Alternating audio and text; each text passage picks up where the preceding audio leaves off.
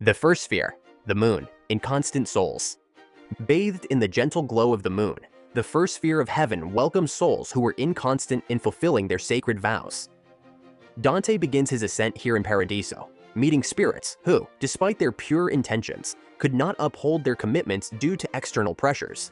The moon's ever-changing phases symbolize their wavering circumstances on Earth. Among these souls is Piccarda Donati, a noblewoman who became a nun but was forcibly removed from her convent to marry for political reasons. Her tale highlights the conflict between personal devotion and societal obligations in 13th century Italy. Another soul, Empress Constance of Sicily, shares a similar story, as she was also forcibly removed from a convent to marry Henry VI. These examples illustrate how external forces can disrupt even the most devout intentions. The souls explain that their happiness is complete despite residing in the lowest sphere. They emphasize that in heaven, every soul is perfectly content with its place in God's divine order. This challenges the medieval notion of hierarchical fulfillment, suggesting that true bliss comes from accepting God's will wholeheartedly. An intriguing aspect of this sphere is the discussion of free will and its limitations. The souls acknowledge that while they desired to keep their vows, circumstances beyond their control hindered them. This raises questions about moral responsibility when external factors impede one's choices. The second sphere, Mercury, ambitious souls. Shimmering with a quicksilver brilliance, the second realm of heaven is set within Mercury's orbit. In Dante's Paradiso, this sphere houses souls who performed righteous deeds but were motivated by a desire for earthly fame and honor. Their ambition, while leading to virtuous actions, was tinged with self-interest. Mercury's swift movement around the sun symbolizes their eagerness for recognition. Dante encounters Emperor Justinian, the Byzantine ruler famed for reforming Roman law through the Corpus Juris Civilis. Justinian shares his journey of faith, including his struggle with the Monophysite heresy before embracing Orthodox Christianity. He discusses how his legislative work served both the empire and divine justice, yet admits that his quest for glory diminished his spiritual perfection. The emperor elaborates on the concept of the Roman Empire as an instrument of God's will, connecting historical events to a divine plan. This conversation underscores the idea that noble actions, when driven by personal ambition rather than pure intent, yield a lesser degree of heavenly glory. The souls in this sphere radiate light, but their brilliance is slightly overshadowed by their earthly desires. A significant element is the discussion of providence and free will. Justinian emphasizes that while destiny guides the universe, individuals possess the freedom to choose their paths. The third sphere, Venus, loving souls. Radiating warmth and beauty, the third celestial sphere revolves around Venus, the planet traditionally associated with love. In Dante's Heavenly Voyage, Venus is reserved for souls who embodied love and affection, but sometimes allowed their passions to overshadow reason. These spirits channeled their strong emotions toward both human relationships and devotion to God. Dante meets Charles Martel of Anjou, a benevolent prince who discusses the complexities of heredity and virtue. He explains that a person's lineage doesn't guarantee their moral character, highlighting that divine grace distributes talents and inclinations individually. This conversation highlights the importance of nurturing one's virtues, regardless of societal expectations. Another soul, Cunisa da Romano, shares her earthly experiences of love and how she has found peace in the afterlife. Despite her past marked by multiple romances, she expresses joy in God's forgiveness and the purification of her desires. Her story demonstrates the redemptive power of divine love, which transforms and elevates human flaws. Folke de Marseille, another spirit Dante meets, speaks of the temptations of love and condemns the city of Florence for producing Florin, responsible for the corruption of the church. He criticizes the clergy for their focus on money, rather than on scripture and the writings of the church fathers. Venus also explores the influence of the stars on human behavior. While its position was believed to affect one's propensity for love, the souls emphasize that free will ultimately governs actions. They teach that although celestial bodies can incline individuals toward certain tendencies, it's one's choices that define their moral standing. The fourth sphere, the sun, wise souls. Submerged in the purest light beyond the shadow of the earth, Dante encounters positive examples of prudence, justice, temperance, and fortitude. The sun, symbolizing divine enlightenment, is home to the wise souls who illuminated humanity with their intellectual and spiritual insights. Here Dante meets the greatest examples of prudence. The souls of the wise, a circle of 12 bright lights who dance around Dante and Beatrice. Dante is welcomed by Thomas Aquinas, a renowned theologian and philosopher of the 13th century. Aquinas introduces him to a luminous circle of scholars, including King Solomon, famed for his wisdom, and Boethius, a Roman philosopher who authored The Consolation of Philosophy. They engage in profound discussions about the harmony between faith and reason, emphasizing that true wisdom comes from recognizing the unity of all knowledge under divine truth. The souls form two concentric circles, moving in a harmonious dance while singing hymns of praise. This celestial choreography represents the perfect order and joy found in divine contemplation. Their striking focus is on humility. Despite their vast knowledge, they attribute all wisdom to God's grace, teaching that intellectual gifts are meant to serve others selflessly. The sphere highlights the importance of using knowledge for the greater good rather than personal gain. It challenges individuals to reflect on how their understanding can contribute to spiritual growth and the betterment of society. The radiant environment inspires contemplation on the role of enlightenment in achieving a deeper connection with the divine. The fifth sphere, Mars, warriors of faith.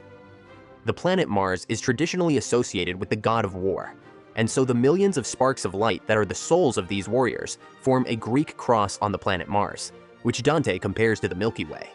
The heavy glow of fiery red reflects both their passionate commitment and the bloodshed inherent in their struggles. In Dante's celestial ascent, Mars honors these warriors who defended divine principles with valor and courage. Here Dante meets his ancestor, Cacciaguida, a knight who participated in the Second Crusade.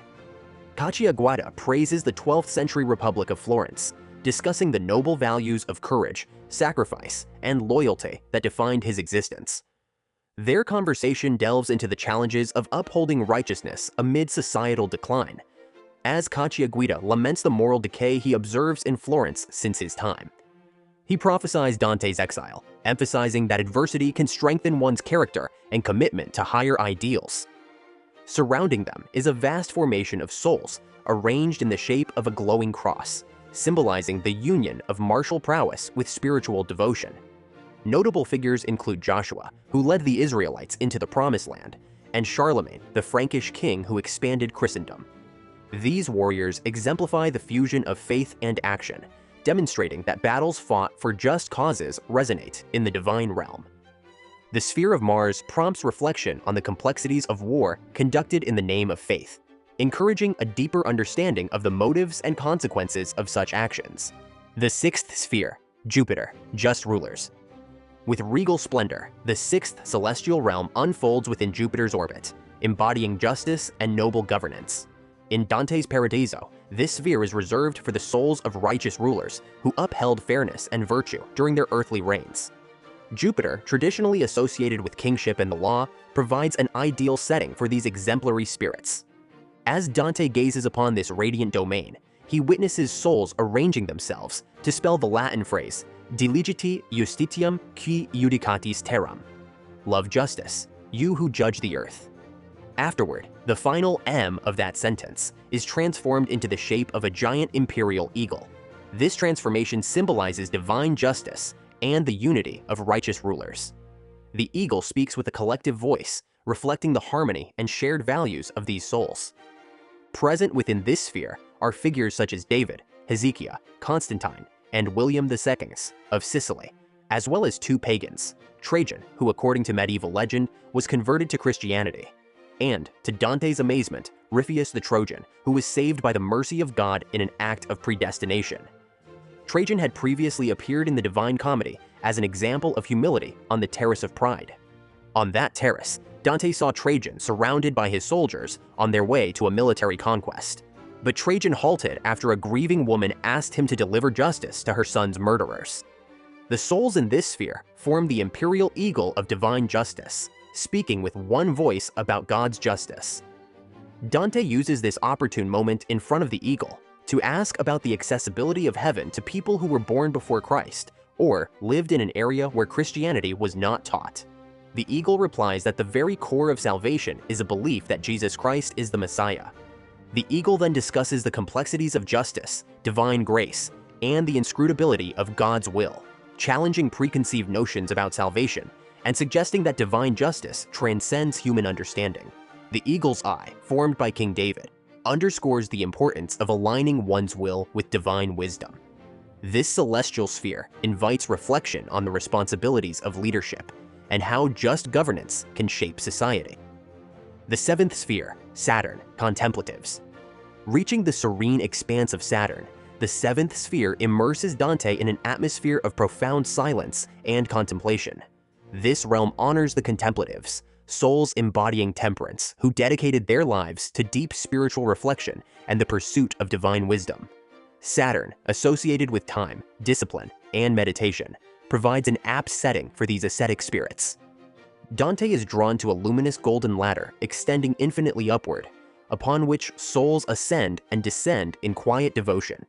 This ladder symbolizes the arduous journey towards spiritual perfection and the connection between the earthly and the divine. Here, he encounters Saint Peter Damian, a humble monk and reformer, known for his criticism of clerical excesses. Saint Peter Damian speaks about the virtues of simplicity and the dangers of corruption within the church. He laments how the original purity of monastic life has been compromised by greed and ambition. Another venerable soul, Saint Benedict of Nursia, the founder of Western monasticism, emphasizes the importance of balancing action with contemplation, advocating for a life devoted to both work and prayer. Saturn is enveloped in pervasive silence, contrasting with the harmonious melodies of previous spheres. This quietude deepens the sense of reverence and allows for introspection, highlighting that true understanding arises from inner stillness, placing great value on solitude and the transformative power of meditative practice. The eighth sphere, the fixed stars, faith, hope, and charity. Ascending beyond the seven spheres, Dante reaches the sphere of the fixed stars, a domain shimmering with eternal constellations. Here, the virtues of faith, hope, and charity are embodied by souls who attained spiritual perfection through these divine qualities. In this luminous sphere, Dante is examined by the Apostle Peter on the essence of faith. Peter's radiant presence signifies unwavering belief and the foundation of spiritual enlightenment. Next, the Apostle James questions Dante about hope, and Beatrice affirms his possession of this virtue. Finally, St. John questions Dante about love. In his reply, Dante refers back to the concept of twisted love discussed in the Purgatorio. An extraordinary vision unfolds as Dante beholds the celestial rose, a profound symbol representing divine love and the unity of blessed souls. This revelation deepens his understanding of the interconnectedness between individual virtues and the greater harmony of the cosmos. A particularly captivating encounter occurs with Adam, the ancestor of humanity, who enlightens Dante on the mysteries of creation and the consequences of original sin. This meeting emphasizes themes of redemption and humanity's capacity to reconcile with the divine. The sphere of the fixed stars invites individuals to embody faith, hope, and charity in their lives, recognizing these principles as guiding lights toward unity with the divine essence. The ninth sphere, the Prima Mobile, angelic choirs. Transcending the physical universe, Dante arrives at the Prima Mobile, the first moved sphere. It is moved directly by God and causes all the spheres it encloses to move. The Prima Mobile is pure energy and the origin of time and space, representing the threshold between creation and the divine. It is the abode of angels, and here Dante sees God as an intensely bright point of light surrounded by 9 rings of angels. Guided by Beatrice, Dante perceives the angels as intensely radiant points of light, moving with unimaginable speed around a central brilliance, the Empyrean. Beatrice explains the structure of the angelic choirs, detailing their ranks from seraphim and cherubim to thrones, dominions, virtues, powers, principalities, archangels, and angels. Each order reflects a specific aspect of divine love and wisdom, contributing to the celestial symphony. A profound realization dawns as Dante contemplates the unity and purpose of these celestial beings. Beatrice emphasizes that the Prima Mobile is the outermost sphere, propelling all others and symbolizing the divine influence on the universe. This realm urges Dante to transcend sensory perception and embrace intellectual understanding. Dante reflects on the core concept of God as the unmoved mover, the ultimate source from which all existence flows. This sphere invites reflection on the interconnectedness of creation and the role of divine intelligence in guiding the universe. It calls upon souls to expand their awareness beyond the physical jurisdiction, seeking unity with the ultimate source of being, the Empyrean, God's divine presence. From the Prima Mobile, Dante ascends to a region beyond physical existence, the Empyrean, which is the abode of God. Unlike the previous heavens bound by space and time, the Empyrean exists beyond physical constraints, embodying divine intellect and infinite love. In this realm, Dante becomes enveloped in light, which first blinds him and then renders him fit to see God. Dante beholds an enormous rose, symbolizing divine love, whose petals are the enthroned souls of the faithful, both from the Old Testament and the New.